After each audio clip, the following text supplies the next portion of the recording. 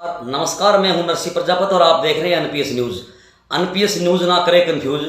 हरियाणा के नूह मेवात में जो हिंसा हुई उसके ऊपर लोग अलग अलग तरह से अपनी प्रतिक्रिया दे रहे हैं।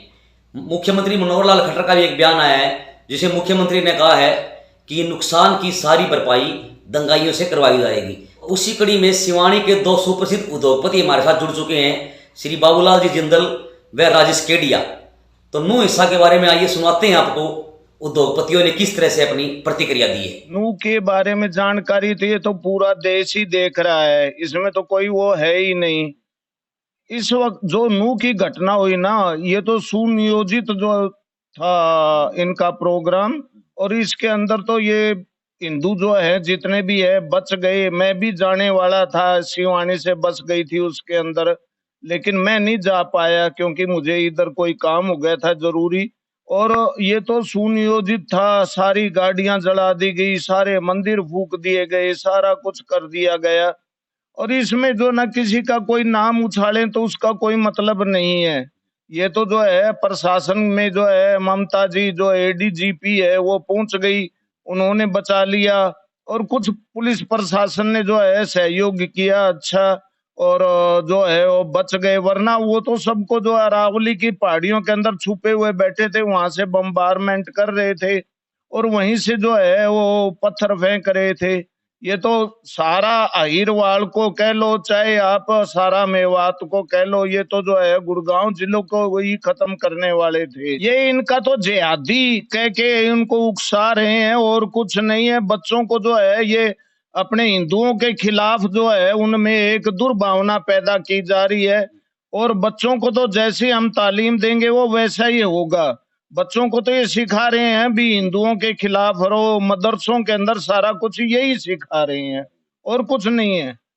और इस सरकार को क्या एक्शन लेना चाहिए इस बारे में? सरकार को इसके बारे में जितने भी ये गुंडा तत्व है जो उनके लीडर हैं दूसरी मोहम्मडंस के, उनको जो है अरेस्ट करके और उनके ऊपर ऐसा अभियोग लगाए भी वो जो है जेल से निकल ना पाए।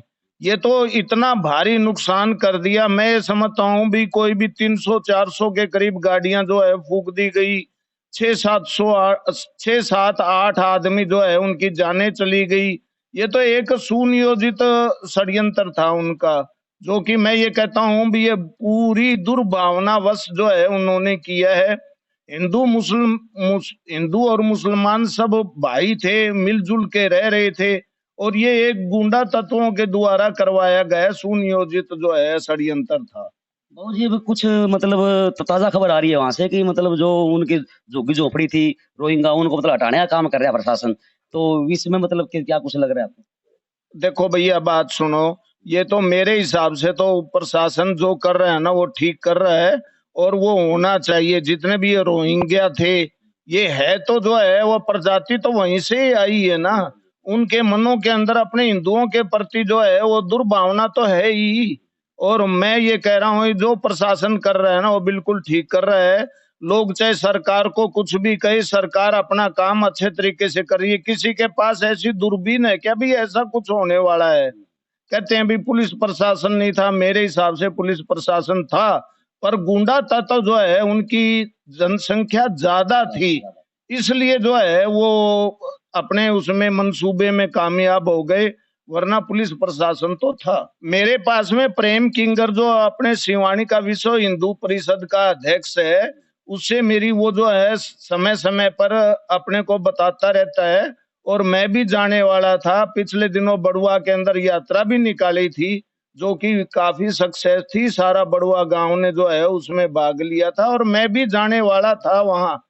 वो कुछ भी कह लो चाहे, मैं नहीं जा पाया क्योंकि व्यापारिक कारण से जो है उसके अभी अंदर सम्मिलित नूह नहीं जिले होने से पाया। बड़ी बाकी संख्या वो में जो है हिंसा के समाचार मिले हैं, जिसमें श्रद्धालुओं की एक भीड़ जो कि हर साल श्रावण के पवित्र मास में जलाभिषेक यात्रा करने के लिए जाते हैं। सिवानी और हिसार क्षेत्र से अनेक बसें यहाँ से जाती हैं और उनके ऊपर एक बड़े पैमाने पर हथियारबंद कम्युनिटी के लोगों ने हमला किया। कुछ व्यक्तियों की उसमें मौत के भी समाचार है, मृत्यु हुई है, और ये घटना बहुत ही निंदनीय है। और मैं इस घटना की कठोर शब्दों में निंदा करता हूँ।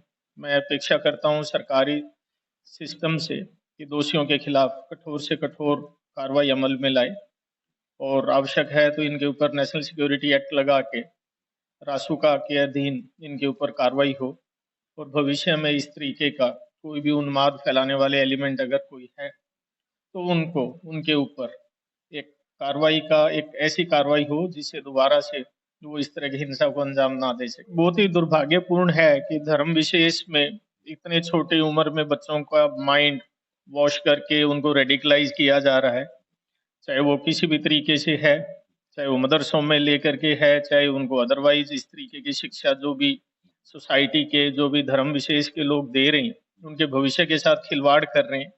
और इस तरीके की कार्रवाई जिसको कि हम एक उग्रवादी कार्रवाई भी कह सकते हैं, देश विरोधी कार्रवाई ये कह सकते हैं, देश का जो धार्मिक सौहार्द है, एक जो ताना बाना है उसको तोड़ने की एक कार्रवाई कह सकते हैं, ये बहुत ही निंदनीय है। सरकार को इस तरह की कार्रवाई एक बहुत ही कठोर कार्रवाई अमल में लानी चाहिए। इस तरह की कोई भी हिंसा अगर है, हरियाणा बहुत सदियों से एक शांति प्रिय स्टेट है जहां पर कभी कोई धार्मिक दंगे या कोई धार्मिक उन्मादता के उदाहरण कभी बहुत ज्यादा नहीं मिलते हैं, छुटपुट घटनाएं होती रहती है, लेकिन इस तरह के दंगे होना जो कि अभी दिखाई दिए हैं ये बहुत ही सोची समझी एक ऑर्गेनाइज लेवल की साजिश लगती है।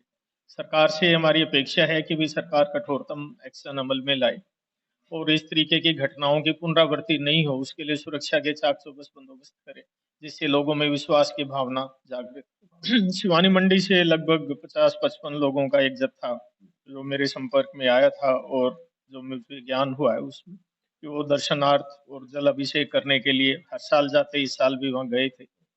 और जब ये हिंसा की कार्रवाई वहां पर हुई, जो मंजर उन्होंने आकर के बताया कि 3 घंटे से भी ज्यादा 2000 से लगभग औरतों को वहां बंधक बना करके रखा गया और ऊपर से पत्थरों से प्रहार होता रहा। एक बस जो कि इस हार से जो गई हुए श्रद्धालुओं की जो बस थी उसको जला दिया गया।